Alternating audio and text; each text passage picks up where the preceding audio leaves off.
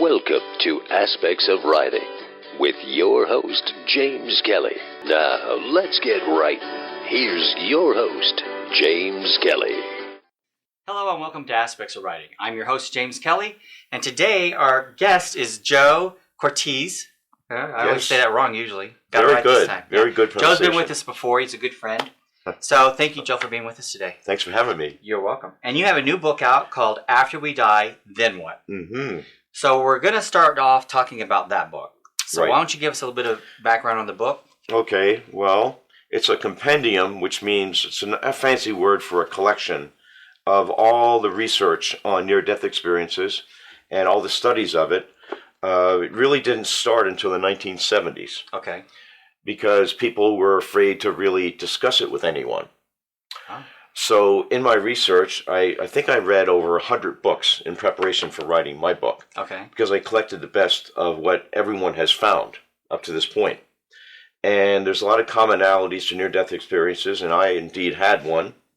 And after I mentioned on Facebook that I had this experience and I'm writing a book about it, I had a lot of my friends from back east in Pennsylvania that said, well, I had one too.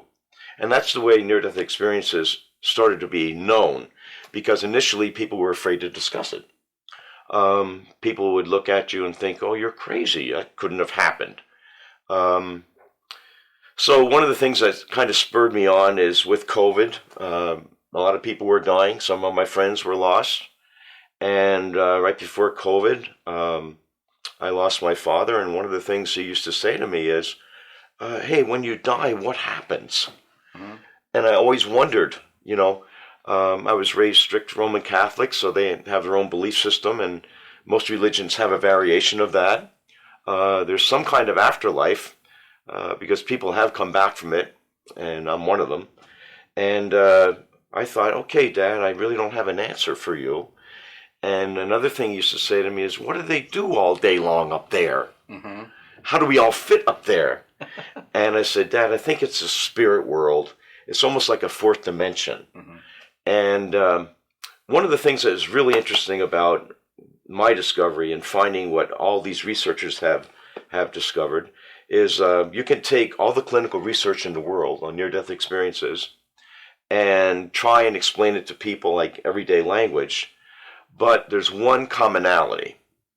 It seems that everyone, no matter what religion you are, right, you go through some type of a tunnel. And it's almost like a magnet drawing you toward the end of the tunnel. Go ahead. Well, I was going to ask you, how do you feel about when you hear a scientist say that, it's just an illusion in our mind that because a lot of people claim to have gone through near-death experiences. Yeah. But some scientists is saying that, we create that by making it. That there's something in the brain that sees this bright light when we go into a certain state. Well, there's a new study being done in quantum physics on that exact topic, and that's in the book. All right. But let me tell you that many doctors that were atheists had the same experience. They were in cardiac arrest and were dead, some of them up to 12 to 19 minutes. And, of course, I did more research, and I thought, well, I have an aunt who was dead from a really bad accident, and she was dead over 2 hours, and she came back to life. And when she came back, she had conquered the speech impediment she had her entire life. Wow. And she talked about the tunnel. And she talked about all the people that were lining the tunnel in white robes. And there's this bright light at the end of the tunnel. And she felt herself pulled magnetically toward this bright light. And all the while she wanted to go to this light because it was so soothing. She thought, well, maybe I should listen to my relatives that are saying, go back, Peggy. Ah. So she did listen, never got to the end of the tunnel. She was pronounced dead in the ER, and they had to wait like an hour and a half until her daughter could come and identify the body before it would be released to the undertaker. And when they pulled out her slab from the refrigerated area, she basically sat up and said, what the hell were you looking at? She had no speech impediment. And from that time on, she was a believer. And I actually know someone who wrote a book. Morgan St. James is an author locally, and Morgan co-wrote this book, and I can't remember the couple's name right now, but we're going to have you on with them. Oh, okay, cool. And he died for 43 minutes. Wow. And, they were going to give up, and his wife kept saying, no, don't give up. Try getting him back. Right. Because they thought after 20 minutes, there's no hope. And after 43 minutes, he woke up. I was deceased. I was hit by a truck. And I was down and out for at least 10 minutes.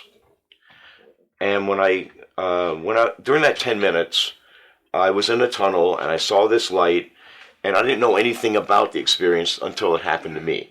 I had not read about it. I didn't know about my aunt because it happened after my experience. So I'm in this tunnel, and I saw my deceased relatives, aunts and uncles, and they're in white, and they're glowing. And they're saying, go back, Joe, it's not your time. And I wanted to just relax and give in and go to this soothing presence at the end of this tunnel, this bright light. It's hard to describe. It really is. But when I came back, and I was rushed to the hospital, I remember that the paramedics that worked on me, they said, please don't go on us. You have to stay with us now that you're back, because I was gone. So many doctors that were atheists, like I said earlier, they have died and they went through the same experience. And among the most renowned is Dr. Eben Alexander, who now, because of his experience, he does thorough research, and he will not discredit anyone that's had a near-death experience. And he logs them. And so far, he's logged over 20,000 that he's investigated, and they're genuine. Another one, and you probably heard this name before, Dr. Elizabeth Keebler-Ross. Okay. She was into cancer research, and she would go into hospital rooms and soothe people before they would pass. She would try and calm them and say, look, you're going to have a better life. And she didn't know. And she did this for at least 12 years. And one day she had a coronary. She had a really bad heart attack, and she died. And she had no belief system. She went through the tunnel, had a similar experience, and she went beyond the light. And she said she was in a beautiful garden. And she said, I don't know if you want to believe it or not, I was dead over 19 minutes, and I'm a doctor, and I'm telling you, there is something there. Don't you think it's, I know it's a silly comparison, but it's kind of like someone who has a back injury. We don't see it, and people complain, and you think they're just complaining, they really don't have that problem. So to me, it's kind of like that. If you've never experienced it, you can't understand. It's just you don't see it, so you don't understand it. So it's kind of interesting to listen to people that have had the experience, and some have had really bad experiences. Okay. Not everyone goes through a nice, peaceful transition. Oh. Some people were shown hell. Okay. And they were warned if they didn't repent and change their life when they came back, that's where they would end up. Okay. So I thought that was pretty interesting. So not everybody goes through the tunnel and goes to heavenly bliss. So why did you decide to write this book? I wrote the book basically because my father posed a question, what do you do there? What's it like? Okay. And the best description I can get, if I look at all the research I've done, there's basically almost 300 footnotes or references in my book. Because I wanted to make sure that no one would ever say, where did he get that from? Okay, and it's all legitimate information. Okay. So when my dad started asking, some of the best descriptions I found in over 2,000 near-death experiences I read about was it's like a fourth dimension, and it's a translucent screen. Not transparent, translucent. And everyone that's deceased can see you. You can't see them. Okay. Unless they wanted you to see them. Okay. So when my dad passed, I thought about this and thought about it. And then I knew about my aunt. I told you. I knew about my experience. And then when I told people on Facebook I was going to write a book about it, all these other people started to say, hey, I had a similar experience. That's really nice. That's cool that you did it that way. Yeah. Social media pays off Exactly, sometimes. exactly. And what was really ironic is one of my sisters from back in Pennsylvania. She had a near-death experience, and she never mentioned it until I wrote this book.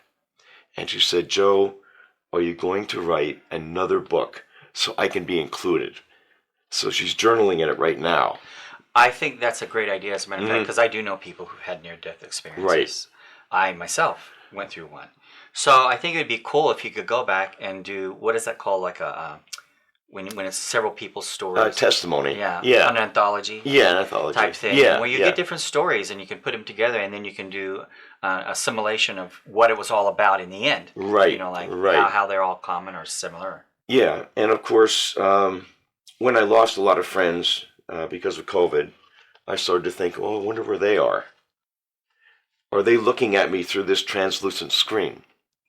And it kind of keeps you on your toes because you don't want to go to the bad place. Okay. And what's really, really exciting is that people that were Hindus, Muslims that don't have a Christian belief system, they have the same experience. Well, that's life. I thought that's unique. Yeah, I do too. So we're all people, we all are born, we're all going to die, and we're all going to have a very similar experience. Hopefully it's a joyous one. So I want to ask you too, now is this self-published? Yes, I self-published it. Morris Publishing did my printing. Okay. And they also printed my second book. This is my third. And because of self-publishing, I started on my fourth book already, and it's on Revelation. Okay. A lot of people think we're in the ending times, the closing days. You can be quite toxic and pessimistic if you have that attitude or belief.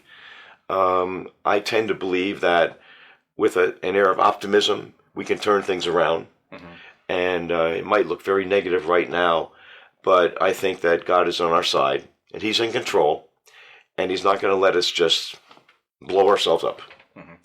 Well, and I think about history, it's we know that people have always thought it's the end times. 2,000 years ago, they thought it was the end times. Yeah. So, we do go through that stage, but I do think that we have free will. Right. So therefore, we can make a difference and change things. Part of the problem with people that really are into Bible studies is the last book of the Bible in Revelation. It was Christ who said that He is returning soon. And they take that word soon and they kind of think, well, it could be right now, it could be yesterday, it could be tomorrow. So soon to a person who lives eternally doesn't mean the person is limited by time. Right.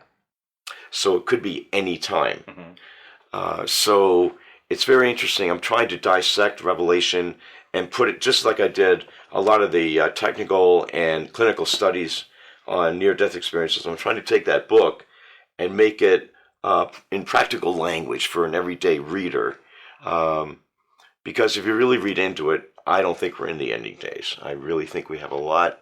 Still time left. Yeah, I think so. So just lead the best life you possibly can, and you'll be okay. Yeah. We have Lynn sitting over here behind the camera, and she's shaking her head, yeah. Yeah, there we go. Yes. We're not perfect. Just be as good as you can be. Yeah. Yeah. Do your best. Well, this is aspects of writing, so we also talk about the whole aspect of writing. Mm-hmm. That's why I asked if you were self-published. This is your fourth book. Mm-hmm. And obviously you have more down the road. Yes, supplement to this one, a follow-up to this one, and I might write another book on... I've kind of avoided the political arena, but my first years of college, and I've had many of them, but my first years I was going to be a political scientist. Mm-hmm. I've always had an interest in history and politics, and unfortunately it shapes our behavior and our attitudes a little too much. So I might take off that topic for another book. Okay. So what advice would you give someone who wants to get something out there, mm-hmm. realizes he probably won't get a traditional publisher? What about self-publishing? Self-publishing is the way to go because my first book was published with a publisher. Okay. It was full of errors. Really? Full of errors, which really, really annoyed me because I'm a perfectionist when it comes to the English language, which I've taught most of my life. Mm-hmm. So I was not happy. I was overcharged. I was not happy at all with the company. and it was a company that's related to a political party in the United States Okay. that I won't mention at this point. But my other books I have self-published because you have more control over the content, over the pricing, and over, well, for example, just the cover design. Right. You know, you can Right. do your own. You can hire an artist like I did. But you still have the final say-so. Yes, you do. And you're right. That's the one thing I think people don't understand. First of all, when you're traditionally published, you still have a lot of the legwork to do anyway. Yes, you do. So to be honest with you, you're in complete control when you're self-published. And I know there are actually authors out there who have published in the past with traditional publishers who are venturing out on their own. I think I mentioned in one show Heather Graham as an example. She's a romance novelist. Right. And now she wants to write horror. The publisher wouldn't let her because of her genre. So she went out on her own and she self-publishes on her own. Right, right. So there's a lot of people taking that chance and saying, okay, well, I'm going to go and try and do this on my own. So. I really like the nonfiction because, you know, facts and truth is probably the best story. Yeah. And it can't lie. Well, you know, but I actually write, sometimes I'll write, my guys, I need to take this tile. Okay. Sometimes when I write, I will write something that has facts in it, like the alien transcripts I wrote. Right, It actually right, has science fiction. It's Right. science fiction, but it has science fact and theory in there, and it also has theology. Right. So in order to get the idea of what I was really writing about, I had to put it in a fictional form in order for people to buy into it. Oh, there you go. Because if I were to go out there and give them my theory on it, they'd say, that guy's nuts. Right, right. So I thought, well, let me create a fictional story and see if people will buy into it that way. Right, right. Yeah. One of the things that people should realize, and I think this is like the initial chapters of my book, is you don't have to be afraid of anything. Don't fear. Yeah. A lot of people are afraid of death. We all have to do that. Okay. So there's really nothing to be afraid of. And I try to show that in the book to console people, especially if you're dying from a terminal disease or, like I said earlier, losing people from COVID, especially close friends. It was hard. It really was. And just rest and relax knowing that we all go to a better place. So I want to kind of bring that up because you just mentioned it. I think we all know people who didn't buy into the whole COVID thing. Right. And then I find out later on they got COVID. You know, how does that change everything? I mean, we're talking about near death. So you know people who've had COVID. Did they ever share their experience with you of that? Like, did they fear death? You know, what was... Never afraid of death. No? Never. Fortunately, most of my friends were Christians, so they had a belief system. Okay. And I had talked to them earlier about the book as it was in process. Okay. So they had an idea, especially when I shared my experience. And then as other people started to send me their testimonies about their near-death experiences, they thought, oh my goodness, so that's what it's really going to be like. So they were more relaxed and consoled, and they weren't as afraid to die. So that's kind of a good thing. That's absolutely... Did they read the book? Or was it even out yet? Only one. Okay. Only one, and that person survived. Oh, really? Okay. Only because they had some treatments in the hospital that were, can I say, instrumental in saving their life. And different techniques that can be used, depending on how badly COVID attacks your system. Yeah. You know, if you already have a breathing problem, you're a heavy smoker, or you have diabetes or some other condition. Right, immune system, that attacks the immune Exactly. system. It'll attack that, and it'll pull you down a lot faster. Yeah. So where can we find this book? Okay, the book is on Amazon, Okay. and it's also on eBay. All right, and the title is? After We Die, Then What? And as I said earlier, it's a compendium, which is a fancy word for a collection of near-death experiences and all the research behind them and what they have discovered. One of the things that was really interesting is getting into mediums, people who have seances or say they can communicate with ghosts or people who have died. And I actually went to some of the best so-called scientifically investigated mediums in the United States. Okay. And I found, in their presence, I found them to be unique and genuine. One in particular, by the name of George Anderson, is in New York, and he was actually tested by scientists that cannot prove anything other than what he said was the truth, that he actually communicated with people on the other side. So I thought that was kind of unique. Yeah. So that's also in the book, because some mediums are not genuine, Yeah. but some are. And some of it even comes out in the media, like it's Yeah. something set up. I can remember there was a medium named Tamara Rand, I think was her name. Yes. And there was a time, there was a local radio or television host who was about to be syndicated. And it was before Ronald Reagan was the attempt on his life. Yeah. And the day before they had filmed this, and he had interviewed her. And then that night, or that day, later on that day is when they attempted, the assassination. Right. So that he invited her to come back and pretend like, and wear the same clothes. They called in one cameraman. Wow. And retape that as if she had predicted that was going to happen. Wow. And unfortunately, that cameraman spilled the beans to like one of the magazines, which you never should do that. And it cost both of them their career. Right. So I do know what you mean about someone who's pretending to be a medium. Yeah. And the sad thing is maybe she had some ability, but she tarnished everything she'd ever done by doing something like that. You can't pretend. Right. You really can't. Yeah. But George was really mind-blowing, I must say. And, of course, I've seen Teresa Caputo. She's genuine.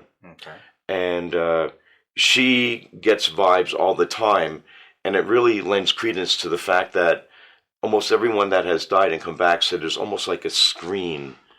Think of a screen door. And people on the other side are just that close to you. Mm-hmm. They're only a screen away. And you have to realize that when you die, it's in a split second. And even when you die, you still can hear up to 15 minutes. That's why a lot of paramedics will talk to you, even if you're unconscious. And a lot of doctors, if you're pronounced dead, they don't stop talking because sometimes people will respond and come back. Okay? So, one of the other mediums that I found really interesting was Sylvia Brown. And she has since deceased. And she had a really long experience. And hers was unique in that she was gone for a couple of hours. And she was able to see her pets. Oh, wow. Her actual pets were in her so-called heaven. And things that looked like her garden, like her house. So if you're to believe all of that, there's a whole different aspect. But you have to realize the universe is unlimited and eternity is forever. So only one person knows what will happen when we cross the path. I think one thing that adds credence to what you've written is if you think of life in general in this way. Like when we think about, if you go back to the 60s about science fiction films and some of the things that was in those science fiction films have become reality today. Right. So you think, where did that thought come from? Is that a genetic thing that is passed on from possibly a civilization from another world? It could be. And in life in general, we see this all the time where we see things that can't be possible, and then it proves to be possible. Right. So that, to me, is the same thing of what you're talking about. Just because if someone's telling you this happened, you have to at least listen to what they're saying. Right. And I don't ever think anyone's crazy if they're telling me something. No. But, who knows? I don't know. I don't have the answers. Well, you really shouldn't judge them. Right. You really shouldn't. And everyone's experience is unique, but there are commonalities. And that's one thing I found fascinating. Most of the time, I think it's something like 87%, if I remember correctly, in all the cases that have been verified as near-death experiences, about 87% of them go through a tunnel. Okay. But not everyone does. Okay. Some have bad experience. Yeah. And then they're given a chance to change. Redemption. To come back. Redemption. All So, right, and do you have a website of your own? It's in construction as I speak. Okay. All right. So we'll save that for the next one. Yeah, save that for the next one. All right. Well, Joel, thanks so much for being on the show today. Thank you so much. All right. I appreciate it. Thank you. Thank you for listening. Thank you for listening to Aspects of Writing. We hope you will join us next week as we discuss every aspect of the writing industry. Until then, if you can dream it, you can write it.